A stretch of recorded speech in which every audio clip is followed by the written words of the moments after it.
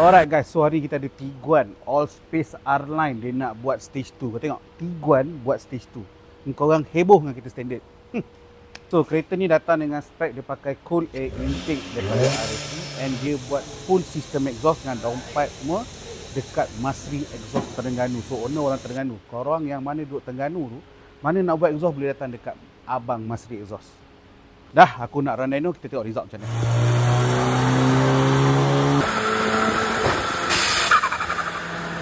Alamak geng, kita nak push power lagi pun tak berani geng, sebab kita tengok sini nampak ni.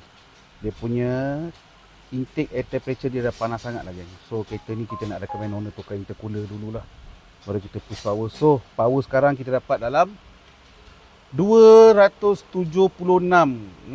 Tak apa, tapi yang penting sekarang kereta ni owner dah selamat nak bawa, nak rembat atas highway balik Terengganu pun dah boleh. Cuma kita tak boleh nak bagi dia full power lah. Itu saja. So sekian saja sesi dyno dengan Tiguan kita ini. Ingat guys, nak upgrade, ingat VMG performance, nak pakai tajuk, maintenance kena padu. Ciao.